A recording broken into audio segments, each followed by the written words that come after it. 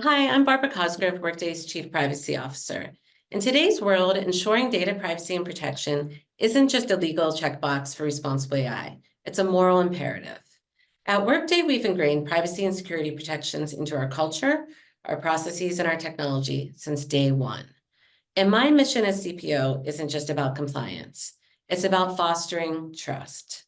I recently had the opportunity to sit down with Chandler Morse, our Vice President of Public Policy, and Kelly Trindel, our Chief Responsible AI Officer, to talk about our efforts in upholding responsible AI. Through our collaboration with the Future of Privacy Forum, we've established best practices that prioritize data privacy while harnessing the power of AI. I hope you find our conversation insightful and join us in making responsible AI a reality embraced by all. Welcome back to Workday Rising live from San Francisco. I'm Chandler Morse, Vice President for Public Policy at Workday, and today I'm joined by Barbara Cosgrove, Workday's Chief Privacy Officer, and Kelly Trindel, Workday's Head of Responsible AI. We're going to discuss how Workday is partnering with the Future of Privacy Forum to shape the best practices in AI. We're going to start with you, Kelly. So, could you describe the significance of customer trust in the adoption of AI by enterprises, and how Workday's commitments to responsible AI development contribute to building that trust? Sure. Thanks for that question, Chandler. So customer trust, incredibly important. This is a really exciting time for AI development. It's a transformative time, actually. And so we've developed a really comprehensive responsible AI program that includes our AI ethics principles, our practices that actually bring those principles to life, and then the people that really focus on this, right? And so a little bit on the people, we have this really great advisory board at Workday that keeps an eye on our development of these kind of practices, right?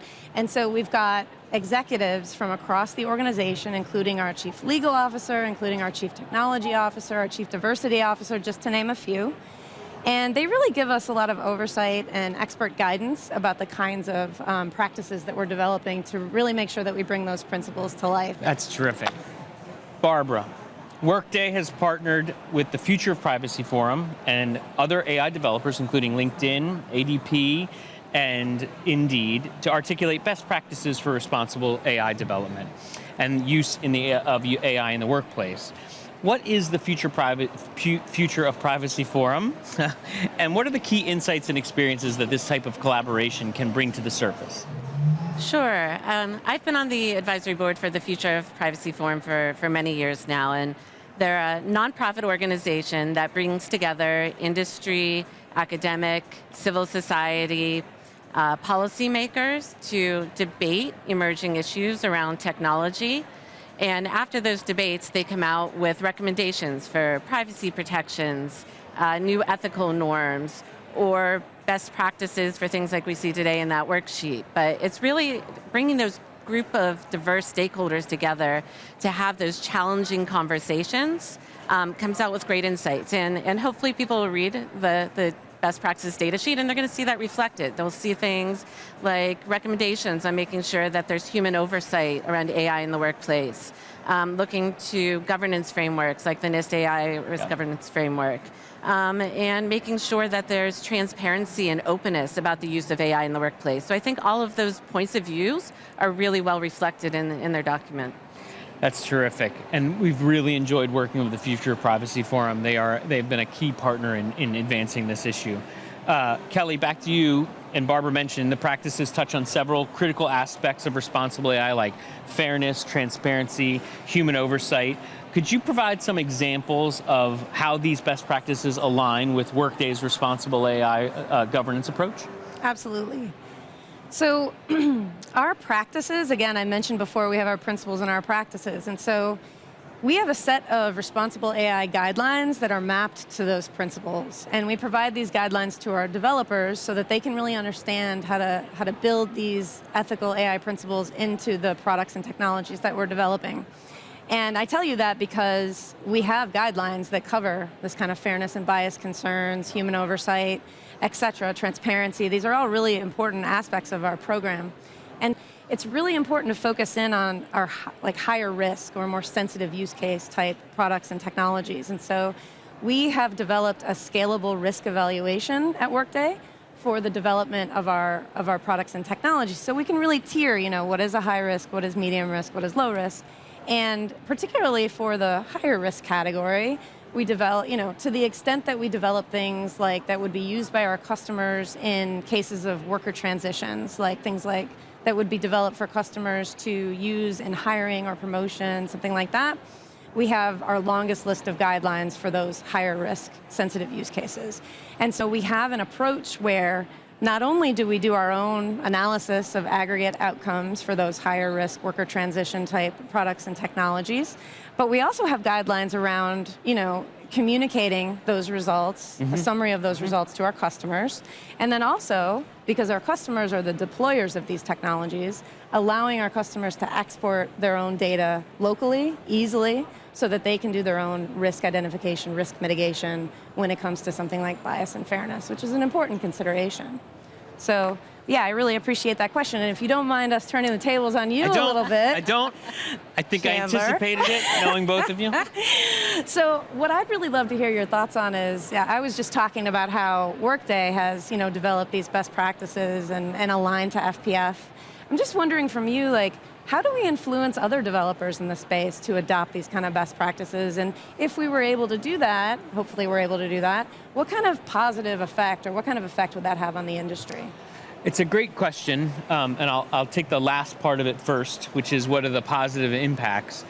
Workday, obviously we're all in on the ability for AI to unlock human potential. And I think we view the getting to those benefits at scale, we're going to have to find a way to cover this trust gap.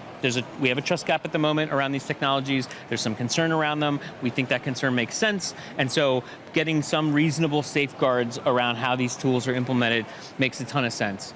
In terms of how we think we're going to influence other developers, the first and foremost is we were really pleased to work in this context with the Future Privacy Forum, and we started from the position of what can everyone agree on. So I think at the moment there is a tremendous amount of hype around AI, and some of that hype is sort of causing people to think like we've never seen a technology that might need some safeguards before in our lives. And clearly that's not true. Barbara, you're undoubtedly familiar with in the privacy context. And so what we have been saying pretty consistently is, look, a lot of these practices are already happening in the landscape. There's values-based companies like Workday that are thinking about how to implement these technologies in a thoughtful, trustworthy, ethical way. And to do that, we not only wanted to work with FPF, but we wanted to work with other leaders in the space, in the HR and the workplace, and so that was sort of how our coalition, small c coalition, of other interested parties grew from just Workday and FPF to Workday, FPF, LinkedIn, Indeed. So now another equally important part of these best practices, Chandler, is your favorite topic, public policy. Can you tell us, as we look to engage policymakers with the best practices, what are Workday's goals? What are you looking to achieve? I always say, first and foremost, Workday doesn't need regulation to tell us how to develop AI ethically. We know how to do that, and we're implementing that on our own. But again, if we're going to cover this trust gap that we're working with, having smart AI policies to send the right signals to folks that have a little bit of concern around how these are implemented is really important. As more governments around the world, and that includes the UK, the EU, Singapore, Japan, Australia, and the list just keeps getting longer almost by the minute, as they all enter this conversation, again, there's this sense of we just don't know what to do. And so what we have been working on from Workday's perspective is we've engaged with the EU AI Act around really cementing a risk-based approach that makes sense. We've engaged with NIST around the NIST AI risk management framework, which provides kind of a foundational set of practices that folks can start to think about when they're tackling these kinds of risks. We've also leaned in wanting to get to those actual obligations, regulatory obligations. We're hoping Congress will do that, but we also think the states will be active.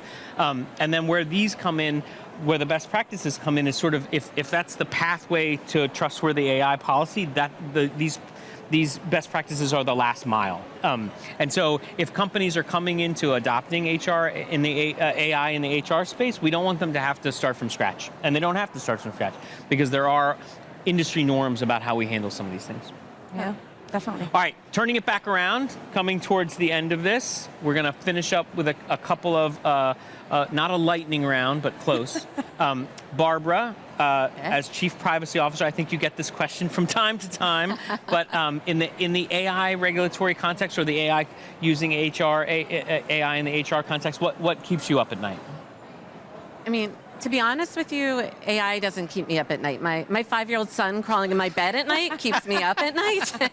But Workday has a long history of, developing privacy, security, safeguards, from the beginning when we moved to the cloud and there weren't standards for how you built technology in the cloud.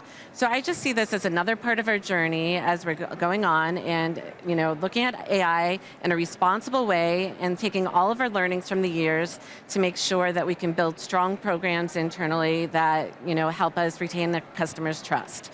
Switching to Kelly, former EEOC scientist, long tenure in the HR AI space, seeing a tremendous amount of evolution and innovation. If we ask Barbara what keeps her up at night, I'm going to ask you what excites you about this technology. What I'm really excited about is being able to deploy these kinds of technologies in a way that people can trust. Because really what we're trying to do at the end of the day is make people's lives better, right? Like one of our key AI ethics principles is to positively impact society. Yep. If we can get this right, which we can, I'm really excited to see this, like the power of these technologies utilized for good. It's an excellent way to end. I'm gonna be up at night, excited about how these technologies can be used. Thank you for joining me today, and thank you, Barbara and Kelly.